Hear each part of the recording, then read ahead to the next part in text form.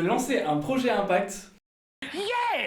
Bienvenue dans Zoom, la série des vidéos qui répond à tes questions. Et aujourd'hui, focus sur toi, qui a cliqué sur cette vidéo, certainement parce que t'as un boulot, mais que t'en as un petit peu marre et que tu envisages d'entreprendre.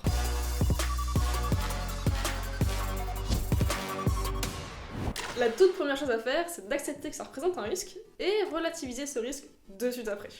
Alors oui, sur le papier, tu vas quitter un emploi, plus ou moins stable selon ta situation, un salaire, peut-être confortable, et un titre qui peut-être claque dans la société. Tu vas lâcher tout ça de ton plein gré pour lancer un projet sans la moindre certitude que ça marchera. Ouais, ça peut faire peur. Mais en fait, rien de tout ça n'est vrai. Si tu as envie d'entreprendre, c'est que tu n'es pas vraiment attaché à ton poste, à ton titre, à ton salaire, etc. Et si tu es toujours devant cette vidéo, c'est qu'au fond de toi, tu sais que tu as besoin de changer de vie. Tu sais que j'ai raison. Alors, j'ai envie de te rassurer. Tout ce que tu as acquis en étant salarié ne sera pas perdu. Au contraire, tu vas pouvoir capitaliser dessus pour monter ta boîte. Il y a d'abord les compétences. Évidemment, dans tes postes précédents, tu as acquis de nombreuses compétences, que ce soit des savoir-être ou des savoir-faire, qui vont être très utiles dans le montage de ton projet, dans les interactions avec ton équipe, avec des prestataires, avec des clients, etc. Pourquoi pas faire une petite liste de ces compétences pour déjà te rassurer sur le fait que tu ne pars pas de zéro. Quoi qu'il arrive, le réseau tissé durant votre activité salariée ne s'efface pas au lancement de votre projet. Bien au contraire. Que votre nouvelle activité soit en lien ou non avec l'ancienne, il y a souvent du lien à créer. Peut-être que vos anciens collègues ont dans leur réseau des personnes dont vous aurez besoin. Ne négligez jamais le réseau déjà existant. Malgré tout ce que l'on peut dire, Pôle emploi est le premier financeur à la création d'entreprises de France. En travaillant, votre employeur a cotisé, vous ouvrant des droits aux allocations de retour à l'emploi, ou chômage dans le vocabulaire commun. Malgré que vous ne soyez alors pas en recherche d'emploi, c'est ici vous qui créez votre propre emploi, Pôle emploi peut maintenir l'ARE dans le cas d'une création d'activité. Allant jusqu'à 2 ans, vous pouvez vous consacrer sur votre activité, réinvestissant tout ce que vous générez, sans avoir besoin de vous payer sur l'entreprise. Pour conclure cette partie, je sais que la peur de recommencer à zéro est omniprésente lorsque l'on est salarié et que l'on veut entreprendre.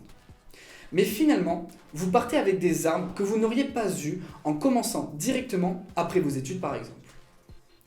Ayez conscience de ces armes et apprenez à vous en servir au profit de votre projet.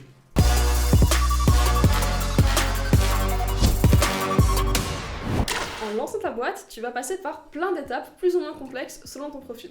Tu verras, il y a des similitudes avec des boulots plus classiques, de gestion de projet ou de commercial notamment. Mais il y a aussi des éléments qui sont spécifiques à l'action d'entreprendre. Si on schématise, selon moi, il y a 3 phases dans le lancement d'un projet. D'abord, le fait de passer de l'idée au projet, ensuite de valider le marché en faisant tes premières ventes, et enfin de structurer ton projet d'entreprise pour enclencher un vrai gros développement commercial. Donc si tu penses que la première chose à faire c'est une étude de marché, t'as tout faux. Et donc tu as tout intérêt à suivre nos conseils sur cette chaîne YouTube Zoom.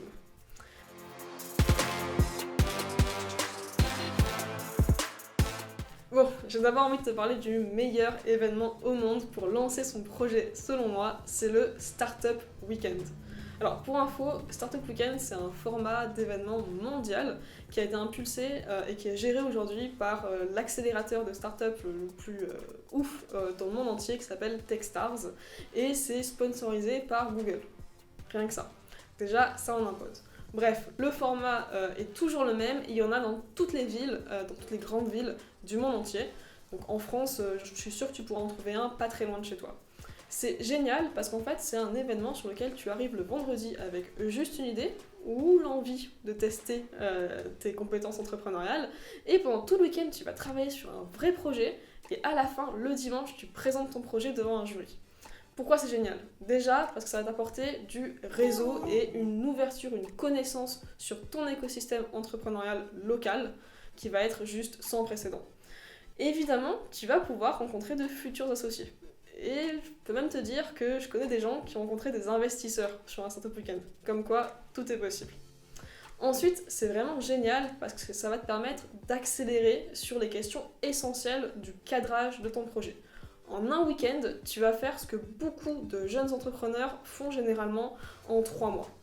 Alors je sais, ça peut avoir l'air complètement absurde et exagéré, mais véridique. Les mentors qui sont présents sur l'événement vont t'aider à aller beaucoup plus vite, à te poser les bonnes questions et à être percutant. Le troisième élément vraiment génial sur les Startup Weekend, c'est que ça représente une véritable opportunité via les lots à gagner, puisque c'est quand même une petite compétition. Au final, il y a des équipes qui s'affrontent et qui, le dimanche, présentent leur projet devant un jury. Résultat, il y a des récompenses pour les meilleurs. Et parfois, dans ces récompenses, il y a la possibilité de rejoindre un incubateur ou d'être accompagné par une banque sur les premières étapes de financement, etc. Donc, grosse opportunité. Bref, Startup Weekend, vraiment génial, je recommande.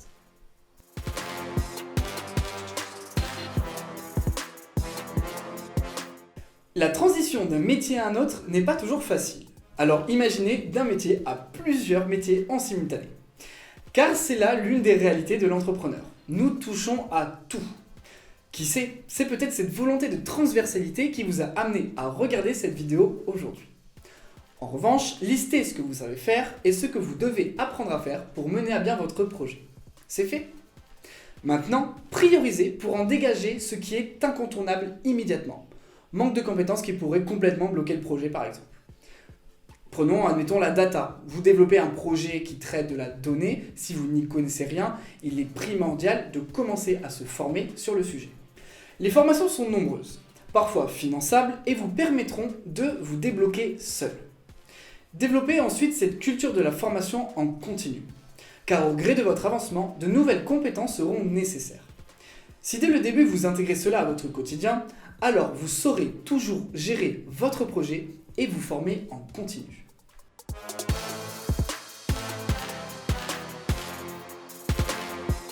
Même si sur le papier, tes statuts, tu es le seul, tu te rendras vite compte que cela n'est pas vraiment le cas. En effet, nous avons une chance énorme de profiter d'un écosystème qui t'aidera à passer certaines barrières. Par exemple, tu rencontres un problème avec ton envie de rendre ton projet plus responsable. Tu trouveras des interlocuteurs qui pourront t'aider à tout bien comprendre sur le sujet. Acteurs publics, associations, entrepreneurs, tu trouveras toujours quelqu'un expérimenté qui pourra te partager son expérience. N'attends pas d'en avoir besoin. Commence dès le début à discuter avec un maximum de personnes de cet écosystème.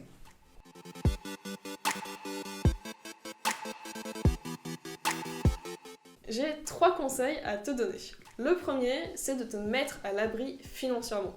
Si tu as été salarié, tu t'es sans doute ouvert des droits au chômage. Et ça, c'est extrêmement confortable parce que ça va te donner plusieurs mois, parfois même une année entière de sécurité financière. Évidemment, tu peux également mobiliser de l'aide de la part de ton entourage ou piocher dans ton épargne. Dans tous les cas, je te conseille de faire un petit point sur le nombre de mois ou d'années que tu as devant toi avant de devoir absolument générer un revenu sur ton activité entrepreneuriale. Mon deuxième conseil, c'est d'être pragmatique sur tes besoins et de faire en sorte de financer tes délires. Alors, clairement, l'entrepreneuriat, c'est censé être du plaisir. Donc si tu commences à courir après les opportunités commerciales juste pour faire rentrer de l'argent, vivre, survivre, là tu risques de passer à côté d'une grande partie de l'aventure entrepreneuriale. En tout cas, c'est mon point de vue et c'est pour ça que je donne souvent le même conseil aux entrepreneurs que je rencontre, c'est d'avoir une activité en side, que ce soit du conseil ou un job purement alimentaire qui permette de renflouer un petit peu les caisses et du coup de consacrer du temps et surtout de l'énergie à ton projet entrepreneurial. Pour la petite anecdote, moi, c'était d'être mentor sur une célèbre plateforme de formation en ligne, j'ai nommé Open Classrooms, qui m'a permis d'avoir une sorte de revenu, un petit peu un seuil de revenu mensuel qui me permettait de vivre et du coup de développer mes autres projets sur mon temps libre. Troisième conseil, je vais pas tourner autour du pot, je suis désolée, mais il faut que tu te donnes des objectifs et que tu sois prêt soit à pivoter, soit à arrêter si tu les atteins pas. Entreprendre, ça doit être un plaisir, mais ça doit aussi être une source de revenus économiques, pas une galère. Donc si ça commence à vraiment sentir mauvais d'un point de vue financier, prépare-toi à arrêter.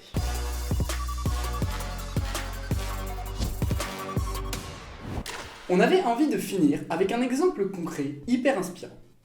En 2017, nous avons organisé un Startup Weekend à Bordeaux. C'est Emmanuel Gras qui a remporté le concours pour son projet d'application mobile d'histoire interactive pour enfants, qui a vocation à stimuler leur créativité. À ce moment-là, elle était encore consultante chez Deloitte.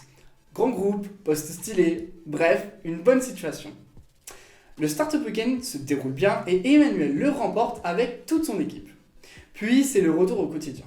Mais comme pour une partie des travailleurs salariés, ce qui est probablement ton cas, toi qui regardes cette vidéo, le travail et le quotidien peuvent manquer de sens. Sa vocation à elle, l'apprentissage et la créativité chez les enfants. Emmanuel a alors tout remis en question et a poursuivi son travail dans la lignée du Startup Weekend. Aujourd'hui, Dipango, c'est une application, des partenaires avec des grands groupes, une commercialisation de la solution auprès du grand public, une campagne de crowdfunding ayant explosé son objectif 1717%, etc. Pourtant, au premier abord, il semblerait que la pédagogie, le lancement d'un produit digital, la commercialisation digitale pour convaincre de s'abonner ne soient pas tellement au cœur des accompagnements d'une boîte de conseil des Big Four. Mais en se formant et en rencontrant d'autres entrepreneurs, elle est montée en compétences, lui permettant aujourd'hui de poursuivre son aventure entrepreneuriale.